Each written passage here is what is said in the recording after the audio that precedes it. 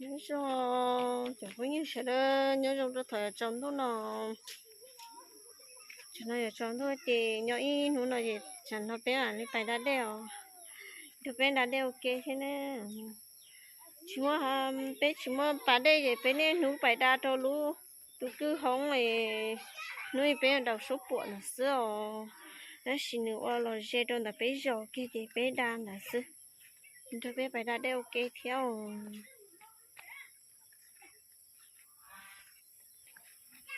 chúng mình thì để cho nuôi thì tới tông bé tới tông ư đã đây ok chúng mình này nhon đàn nó chỉ nghe nu nè nu đó là cho nó mất gì sữa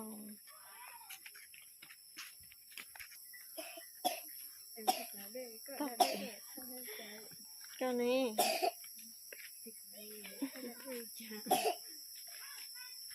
sợ cú mà sợ tê liền rồi sáng đu ha sợ sợ ha chị ít nói gì sáng đã đây ở bên lửa sữa nó đã nói gì sợ sợ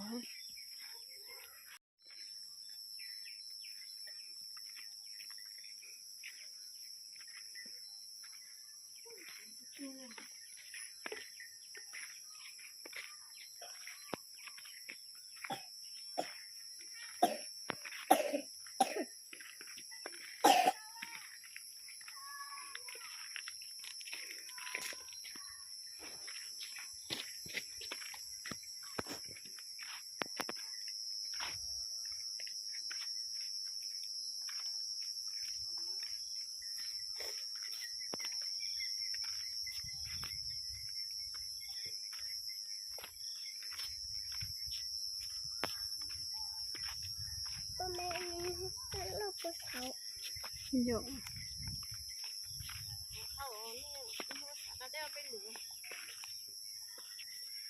Ni bữa số con nè, chỉ số,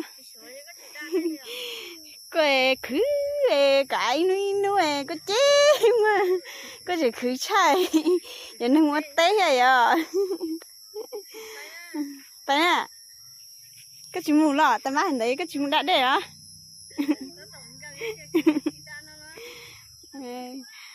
đã những gì chỉ cầm đã để nên đã cầm xe.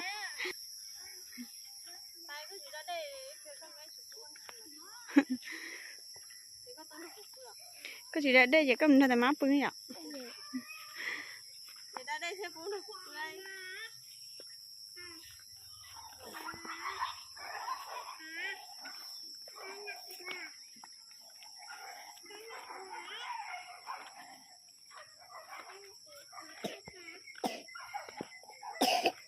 Chào các bạn nông tâm bồi hello.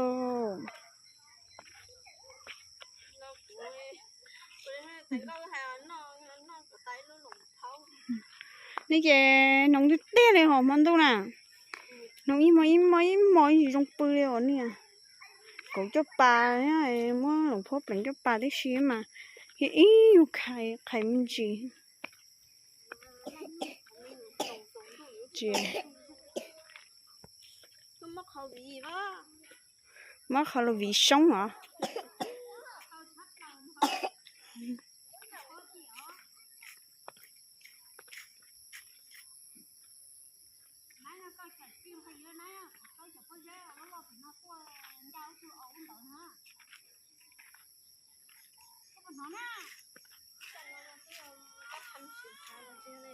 Chị à?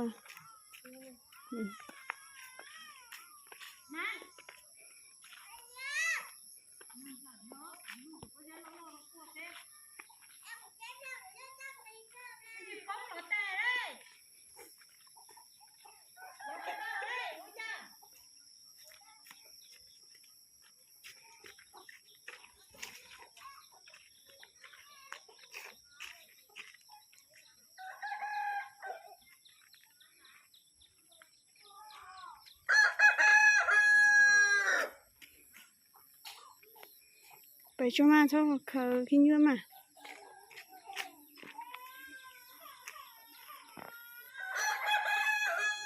Ly à, cô bố có muốn cho xong à? Chú mà bà.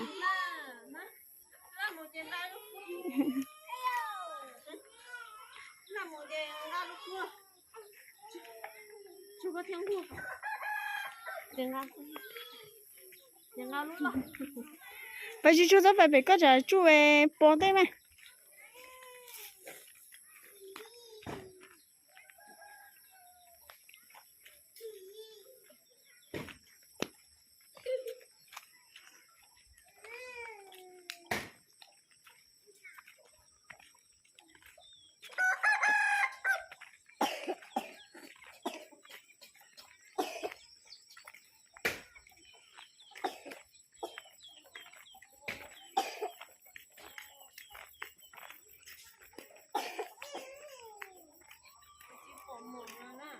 mỗi mất tao một bữa là chế dễ muốn tệ vậy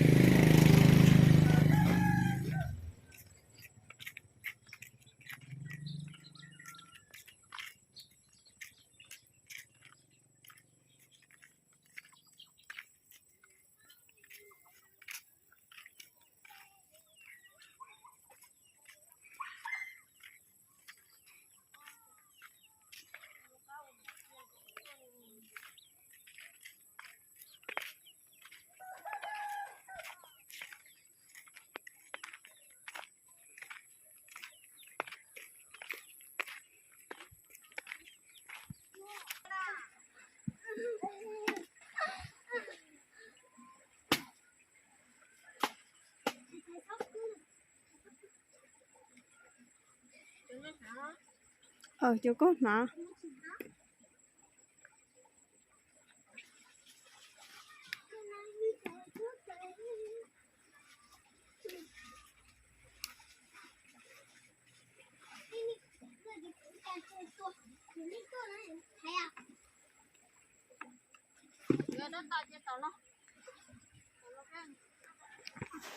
ấy giờ sắm bù đó ai giờ sắm bù ra giờ sắm bù ra giờ sắm bù cho你到湖啊，都去到说什么？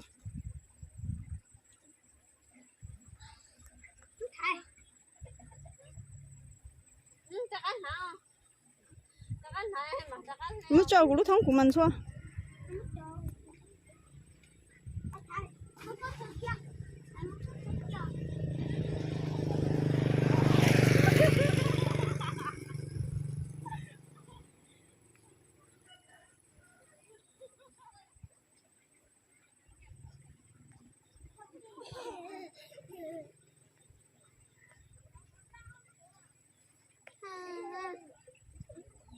là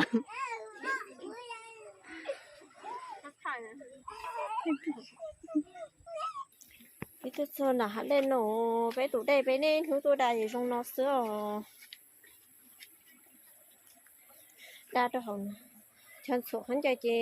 số nó ở đây nó sữa là ôn từ đó có bé nó lo thiên á đã đi nhua cha liền là nhua đi chăm bán nào nó chỉ đã đi trong nó sữa để cho tiền số bán số lấy chị tao mình số bơ đã đây lo xí nữa từ đây nó mẹ hay sứ chị tí chỉ trong số thì bán số lấy liều là qua trào nó cho phân đáy mà ở bên luôn liền nhá phân đáy thế chị là nó trào nó cho phân đáy chị trâu chỗ đây là một trâu đã là chỗ lia hay chị cao tứ cao cho phân đáy nó đã khó tôm rửa của tôm rửa sẽ chạy cho phân đáy nó lên vì nó tốt thì trong tôm rửa sẽ chạy còn là chị cũ nha ba rau thì tôm rửa sẽ chạy cho phân đáy nó sơ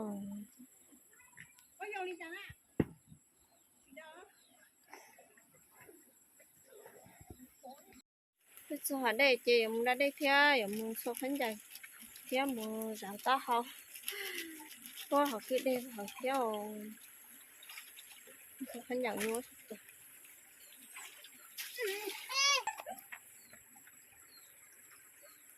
số của trời á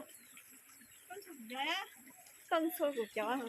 Cái gì của chó chẳng đi lo, chú đặt nó sao tải.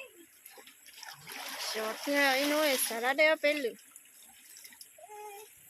Chú sao cú giờ thì em đồ lon nó thì thế sao tôi cứ đây trong nó chị phân giả số bông này phân giả bông chị đem một số thuộc phân giả thì tàu phải chậu phân đạn để tôi cho phân giả ý là phân giả bông thì để tôi chậu kia một chậu phân giả tôiรู้cái này để tôi đi đây phân giả bông nhiều thầu phân giả số phân giả bông xin ấy kiểu phân giả bông thì tàu phải thầu con số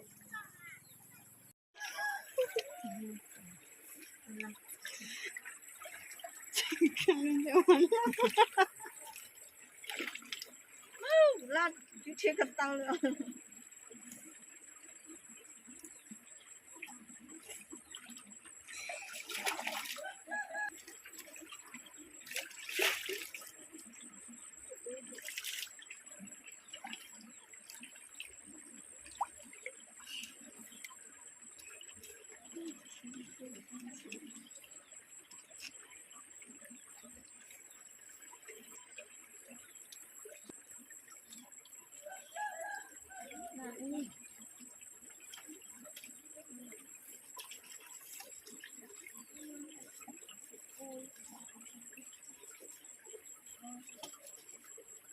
muốn đi mua giá không không Cho tao không chịu uống bữa đi, trên chú còn hứng á. Ừ. Chú cậu thao, cô cậu đúng giá ha. Có tiền cũng nó khối giá, ôi không thể y ho, nào.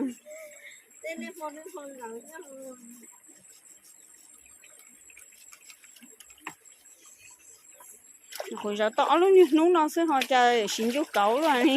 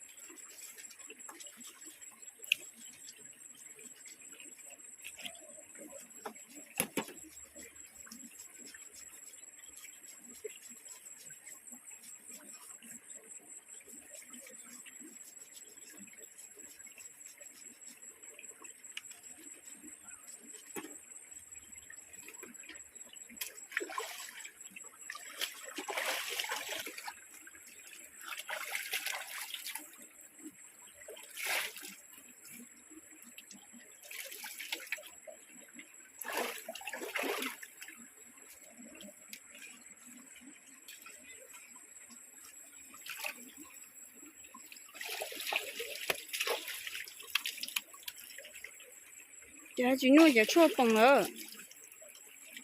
Dạ chỉ nuôi giờ nuôi ô bông nữa. Lấy bông cha. cái chút xíu Ừ. cần nó cái chút xíu nữa nó xin mà để cả xin cho cái nữa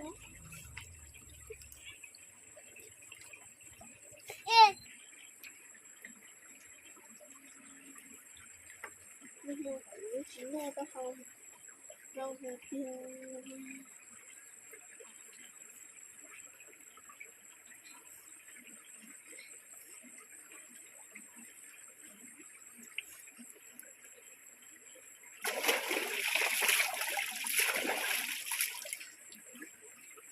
đây có xíu nó không có xíu là đây đã lâu rồi là nó它就买给的呀，就是父母啊，然后父母那平常是他做。不能闹。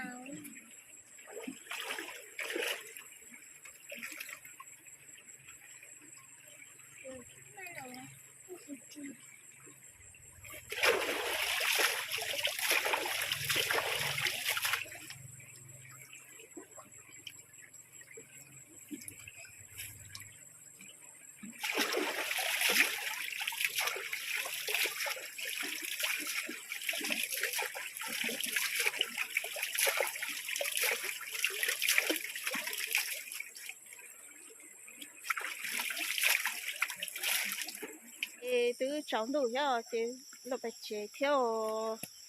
rồi xe theo trong đầu rồi nên nó sẽ hả nè nè trái là tôi đã đây phát sinh nó xưa cho nên sẽ là tôi nó bé sai bé tụ đây to xe theo đã đây to xe phát sinh nó xin nè bé mà nó xin gì đâu